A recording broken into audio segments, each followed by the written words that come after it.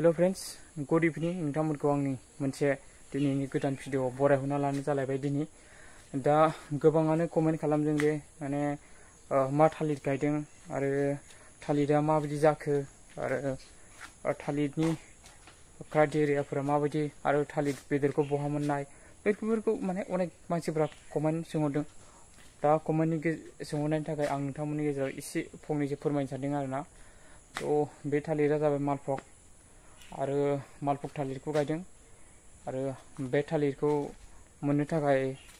खुनजासिम उन्दैनिफ्राय खुनजासिम मोननो थाखाय मथा-मथि 8-9 मान्थसो नांगौ आरो नों माने फिथाइ मोनजासे ओमफ्राय दा बेदरखौ बेंगलाव लायनाय जादों ओमफ्राय दा एक्चुअली सिगां मानसिफोरा बेंगलाव लायदोंमोन आरो बेनि उनावसो गामि एरिया बा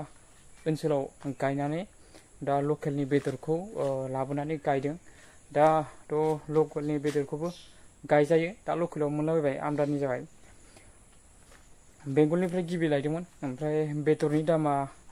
मथा-मथि ओरैनो 10 थाखा बा 15 थाखा लायो बेदर लायो थालिरनि दा आरो गायनाय सिजोना जाबाय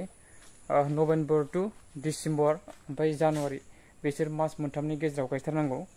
थालिरखौ मानो होनबा बै समाव गायबा मोजांसिन जायो ओमफ्राय नोंहा जुदि गायनो गोसोथारब्ला आन सिजोनावबो गायजायो जेबो प्रब्लेम गैया दा नोंथांमोननो देखायनोसै आं माने बागानखौ माबायदि जालांखो दासान्दि बिराद अखा हाबाय दङ माने अखायानो माने मा होनो आरोना अखा हाया होनो मानसिफ्रा नै अखाया जै हाबाय नै मथा-मथि सप्तासे बारबाय अखा हानायाबो दा नोंथांमोननो देखायनोसै आं नै बेनो लोगोफोर मालभग थालिर बेयो मथा-मथि 6-7 मान्थ जाबाय कमप्लिट 7 मान्थ जाबाय बियो दा नोंथांमोनानो गोबां कमेन्ट सोंहरदोंमोन ना मा थालिर गायदों आरो बबेनिफ्राय लाबोनाय लोगोफोर बेंगलनिफ्राय लाबोदों ओमफ्राय बेखौ गायबाय बेंगलनिफ्राय लाबोनानै नभेम्बर डिसेम्बरनि गेजेराव गायदों जों बे थालिरखौ गायनानै दा नै दिनैसिम बेबायदि जाबोबाय आरोना जौबोबाय बेयाव माने बेंगलनिल' गैया माने लकेलनिबो माखासे बेदरखौ लाबोनाय जादों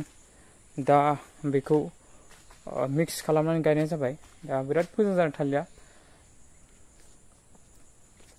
थालिरा बिराद मोजां जादों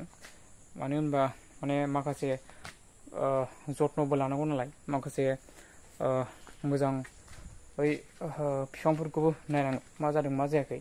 बेफोरनि सायावसो माने नों मोजां जोथोन लाबानो माने बुस्थुआ मोजां जायो दा लोगोफोर दा नोंसोरो बेखौनो फोरमायहरदोंमोन आं माखासे मानसिफ्रा सोंहरबाय थानायखाय